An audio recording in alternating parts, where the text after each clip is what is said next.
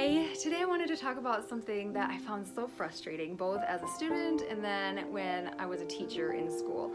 And that is that so much of school is so scripted. It's so boring. It's just so rote. It's a lot of rote memorization. It's a lot of, there's no initiative on the part of the children, and you see the eyes of the children glaze over as a teacher. And when you're a student, you're just like, oh my goodness, do I have to sit? Like, it's hours and hours of just sitting there and listening to the ideas of the teacher. And that's what I wanted to talk about today in the book that I'm still working on. It's Home Education, and I wanted to read to you guys several quotes that I have about ideas. And Charlotte Mason, in her second book, says that ideas are it is the sole educational seed that we possess. Ideas are, if we really want to teach our children. And isn't that true? I mean, haven't you, either way, if you've had an idea, or when you see a person, you see that light bulb go off in their heads, and it's so exciting, both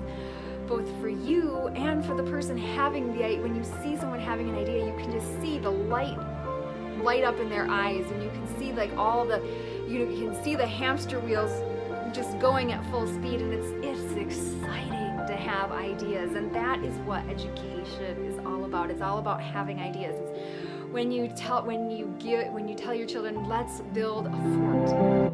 Ooh, that's a great idea. And then all of a sudden then your whole house is torn apart. They're tearing all the blankets off the beds and moving the chairs around, and they're like, okay, well, we're gonna build a fort. And so you have all these other little spouts of ideas that come off from there. Okay, we're gonna have this room is gonna be over here, and then we're gonna have two forts, and we're gonna have a little battle going on. And then they have this idea. Well, what about if we do this? And it's just all of this. You give them one idea, one little seed of an idea, and then you just let them run with it, and then they just go with it. And that's the same with all areas of education. We don't need to be, I want to read this quote because it just exemplifies so perfectly what I'm trying to say. It says, give your child a single valuable idea, and you've done more for his education than if you had laid upon his mind the burden of bushels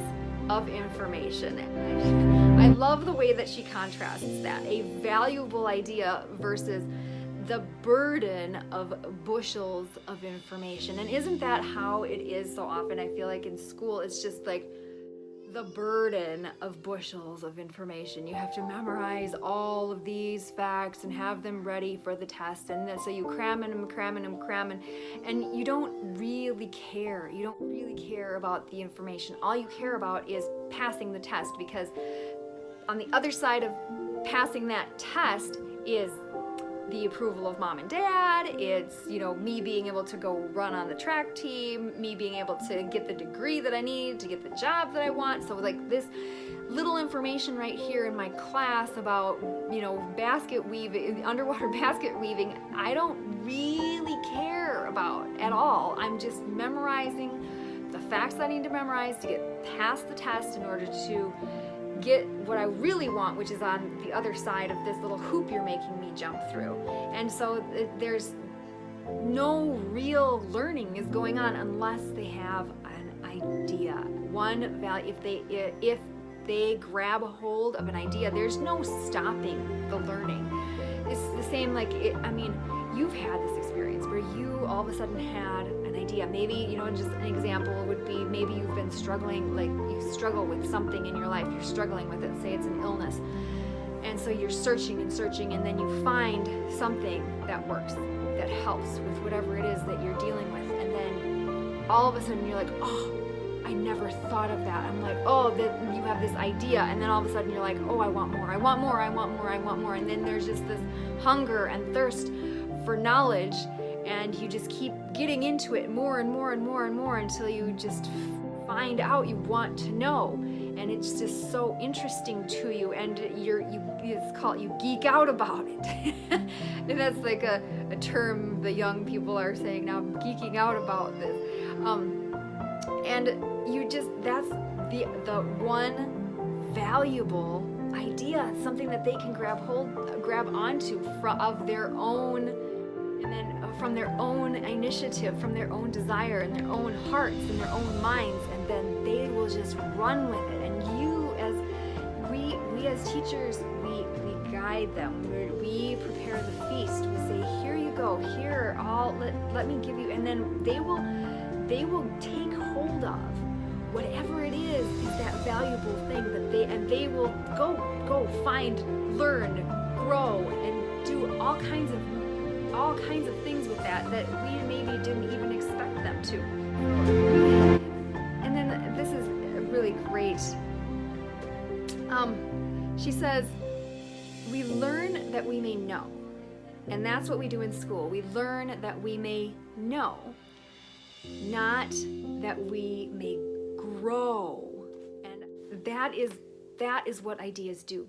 Ideas are mind food. They help you to grow. And it's not so much about knowing what's this, and this, but it's about growing. It's about that, and that is exciting when we see that there's growth, when we see that there's progress, when we see that, okay, now all of a sudden I was here and now I'm here, and then I can see in the future I can be over there, and I can really, whatever that is, if it's in science, it's like, okay, we started here, we figured this out, so now we're here, and we could get all the way to going to the moon, or finding out about this or healing this disease. And it's all about growing. It's not just this intellectual, dry, sawdust knowledge. And that's so often what we're giving our kids in school is just this sawdust,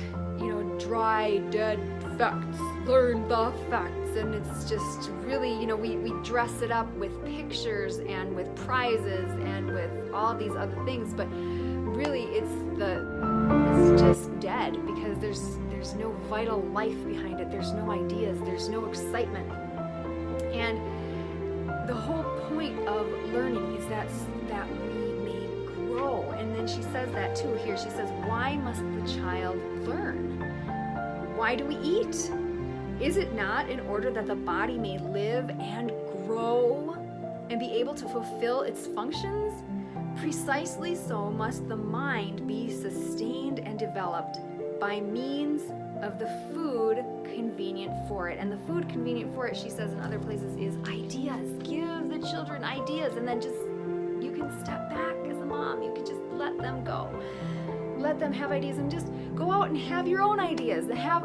And be excited about, this education is a life. Education is an atmosphere, a discipline, and a life, is what Charlotte Mason, that's one of her 20 principles. And it's a life, it's exciting, it's fun, it's wow, I never knew that about math. I never knew that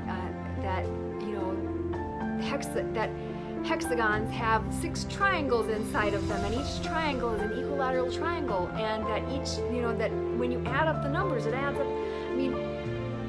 All of a sudden it's exciting when it's your own idea, and when you are discovering it for your own self for the first time, and then all of a sudden you become so interested. So go out as a mom, have your own ideas, and be excited about life, be excited about growing, about learning.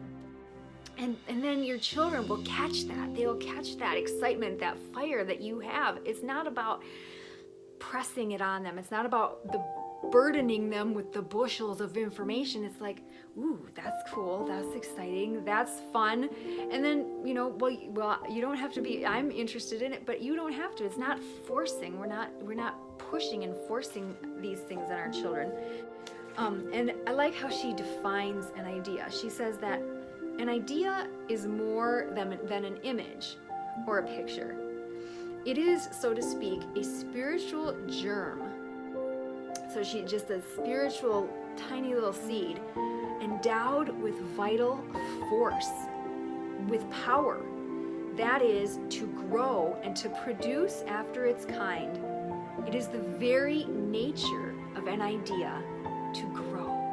So when you give a child an idea, the very nature, or not give it, when the child takes the idea, because we present the feast, we say, look at, here's poetry, here's Mozart, here is all this interesting numbers in mathematics, here are all these beautiful, praiseworthy, interesting things that we are exposing the children to. We're going to the farm so that we can go see cows milked, and we're going to go take a nature walk and see the flowers and the trees, and we're going to play a game together, and we're going to have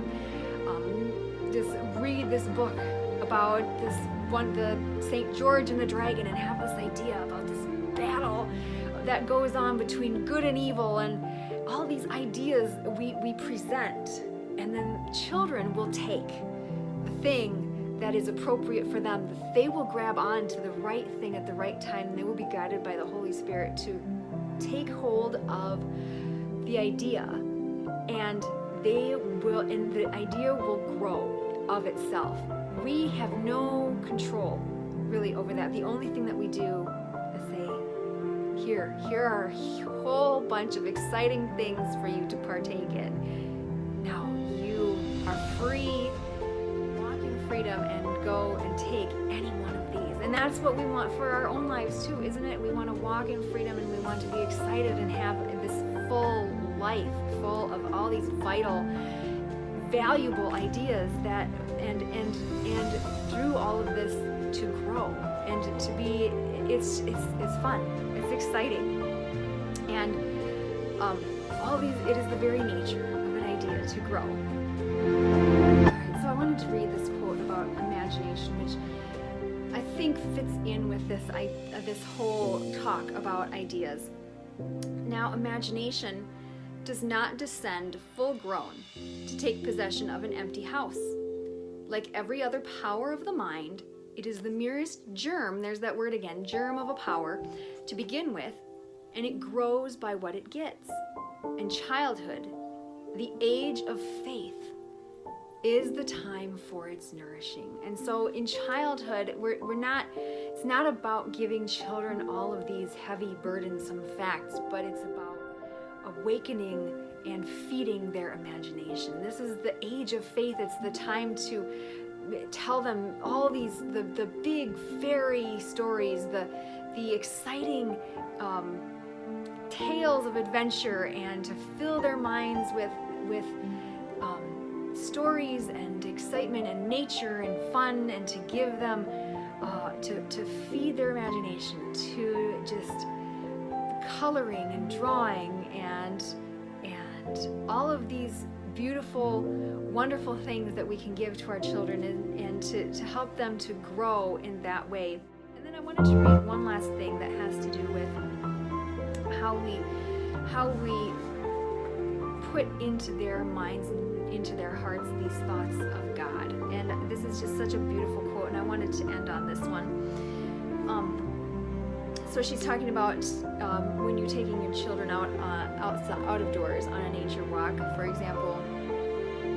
And so she says, one of the other things she will do, talking about the mother, but very rarely, and with tender filial reverence. And I love that she sets it up this way, because when we're taking these opportunities to touch the hearts of our children and to sow the seeds of faith within them and hopefully help those to grow, we do that with tender filial reverence, and only rarely, because we want to give them lots of space to have their own relationship with God, not something that we interfere with, but where they learn and grow and be able to have their own relationship with God, the Lord. So she sets it up that we do this with tender and filial reverence, and only rarely. So we're very careful. Most likely, she will say her prayers and speak out of her prayer. So the way we do this is in a very reverent and almost as a prayer when we do it. For to touch on this ground, and so we're touching on the ground of the child's faith and the ground of the child's spirit, and to touch on this ground, that's why we are doing it in a prayerful way with filial reverence.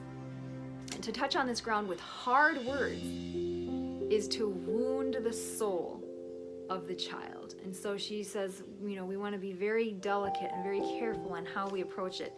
And then this is what the mother will do. She will point to some lovely flower or gracious tree, not only as a beautiful work, but a beautiful thought of God, in which we may believe he finds continual pleasure, and which he is pleased to see his human children rejoice in. And so we see this beautiful flower and we say, oh, this is something that God thought of to make. And it's not that you need to use those exact words, but it's I think what she's trying to convey is that we set this atmosphere for the children. We set this this love, and we're doing this just because it's something that is touching our hearts. And so we pass this on to them in this reverent way. And such a seed of sympathy with the divine thought sown in the heart of the child is worth many of the sermons the man may listen to hereafter, and much of the divinity he may read. And so when the children see in us, in their parents, this respect and this love, and when they see that it's touching us deeply and touching our hearts, that's when they catch. We don't teach our children anything. What happens most of the time is that they catch it. They catch it, and that's talked about in one of the last videos about habits. The habits that the children the habits that they will keep, the ones that are going to be the most used to them, are the habits that they pick of themselves. It's the habits, it's the things that they choose on their own because they had their own idea. And where do they get ideas? It's from what is thought, felt, and done in the home. So this is us as parents, as mothers, working on ourselves. It's becoming the people in our own lives that we would like to have our children one day be able to become. It's growing in our own hearts and our own lives. And when we see, as we learn and grow and experience God's love in our own lives and our own hearts, the children will catch that. They will see it in us and say, I like that mom does this, or I see when I feel this in my home and I want to adopt that as my own. And those are the habits that will stick with them for the longest. Those are the ideas that will really be of most value to them in their lives. That is what is really going to be of value to them for the rest of their life. And it's not us pounding all these things into them. It's us living out our own faith, us having full lives and ideas, and bringing them alongside of us and taking them with us. That is what's really going to have the biggest effect on them, more than many sermons that they may listen to hereafter, and more than much of the quote-unquote divinity that they may read. And so with that, I hope that this has blessed you, and I hope that this has given you some ideas to hopefully ponder and think upon, and then I will hopefully see you guys next week in the next video.